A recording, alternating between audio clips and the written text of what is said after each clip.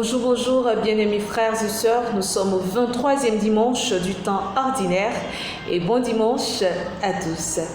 Les textes de ce 23e dimanche sont très riches en leçons. Dieu nous parle encore une fois aujourd'hui et je parlerai de la préférence. Autour de ce thème, il y aura d'autres points. Déjà avec l'évangile extrait de Saint Luc, chapitre 14, versets 25 à 33.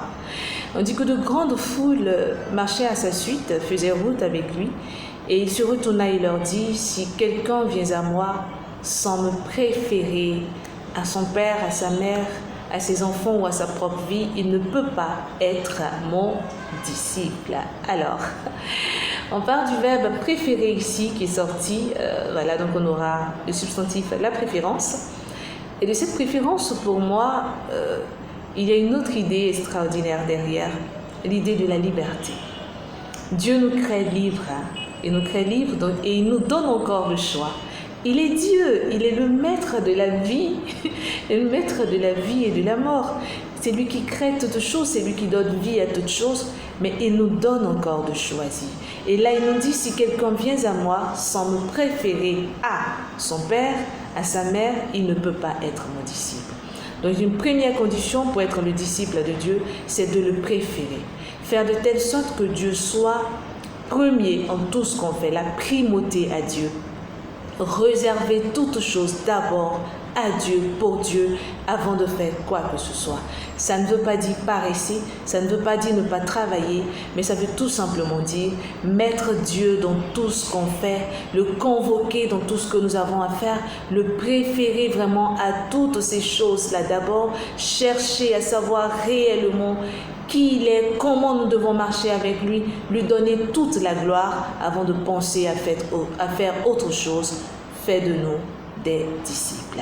Et cette préférence ne va pas sans une autre condition qui est de porter sa croix. Celui qui porte sa croix pour marcher à ma suite ne peut pas, celui qui porte sa croix pour marcher à ma suite est mon disciple. Celui qui ne porte pas sa croix ne peut pas être mon disciple. Lorsque je préfère Dieu, je serai confronté à certaines réalités, je serai confronté à certaines difficultés. Mais parce que je l'ai mis au devant, parce que j'ai mis Dieu, je m'en sortirai toujours. Et il fait de moi son disciple, je suis son disciple pleinement. Et pourquoi je m'attarde vraiment sur cela?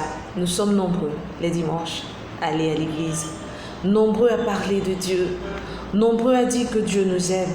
Mais combien le préférons-nous à notre propre vie? Il y a des moments où on entend Dieu lui-même il sait, aujourd'hui je n'irai pas. Ou encore, la messe a trop duré. Ou qu'est-ce qu'on veut nous dire encore? Qu'est-ce qu'on veut nous faire croire? Qu'est-ce que nous, on ne sait pas? Nous connaissons tout. Il y a des moments où nous-mêmes, on se dit, à quoi bon d'aller m'asseoir là-bas pour écouter vraiment un homme qui va nous parler, nous connaissons ces choses, ce sont des choses d'église.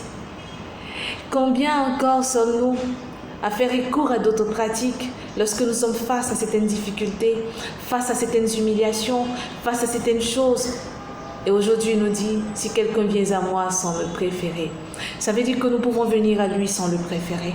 Ça veut dire que dans nos pensées lointaines, puisqu'il connaît tout ce qu'il y a à l'intérieur de nous comme à l'extérieur de nous-mêmes, Dieu nous scrute dans les profondeurs de notre être et il sait que nous préférons d'autres choses à lui. Nous préférons faire la fête que de venir servir. Vous arrivez les dimanches, il n'y a pas de chorale, tous les choristes sont allés à la fête. Il n'y a pas de lecteurs, les lecteurs sont allés à un anniversaire, à un mariage.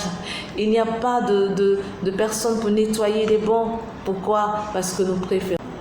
En ce dimanche, il nous donne la possibilité de le choisir que lui, de faire de lui le premier en toutes choses.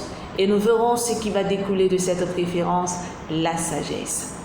Lorsque nous mettons Dieu dans tout ce que nous faisons, nous avons une sagesse de pouvoir régler nos affaires, de pouvoir juger ou de pouvoir poser des actes avec pleine mesure.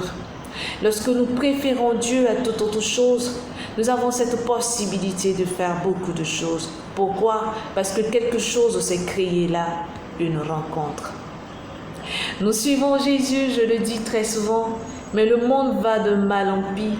Pourquoi? Parce que nous n'avons pas encore fait cette rencontre véritable avec lui. nous parlons de lui, nous avons beaucoup de réflexions, mais combien sommes-nous à avoir fait cette rencontre qui change tout, qui change ton univers, qui change ta pensée, qui change ta façon de voir, qui change ta vision, qui change ton objectif. Lorsque j'ai rencontré Dieu, je pourrais, comme Philémon dans la deuxième lecture, accepter Onésime volontairement, sans contrainte. Quelles sont les choses que nous pouvons accepter, frères et sœurs, vous et moi, sans contrainte parce que nous avons accepté Dieu? Lorsque nous acceptons d'avoir cette rencontre véritable, nous allons pardonner, mais pardonner pleinement. Nous allons aimer, mais aimer pleinement. Nous allons être gentils, être tendres, apporter notre affection, apporter notre aide et surtout faire de telle sorte que Dieu soit le premier en toutes choses. Cette sagesse qui va nous aider à pouvoir confier à Dieu tout ce que nous voulons faire avant de poser tel ou tel autre acte. Cette sagesse qui va nous aider à pouvoir aller au-devant de tous ces questionnements qui nous faisaient savoir dans l'Évangile, à pouvoir aller vers celui qui est plus fort que nous pour explorer la voie de la médiation, par exemple. Dieu nous parle, frères et sœurs. Il nous parle aujourd'hui et il nous demande de nous détacher de ces choses. Nous ne pouvons pas le suivre si nous sommes encore attachés à notre orgueil, attachés à nos méchancetés, attachés à nos lourdeurs, attachés à nos paresses. Si nous n'avons pas la sagesse de nous détacher de ces choses pour nous mettre pleinement à son service, nous ne pouvons pas ou ne serons pas dignes d'être appelés ses disciples. Dieu nous regarde. Pour que son règne s'étende, demandons-lui la grâce. La grâce de ne choisir que lui et lui seul, et la sagesse qui va avec, afin d'être sel et lumière pour ce monde. Au revoir.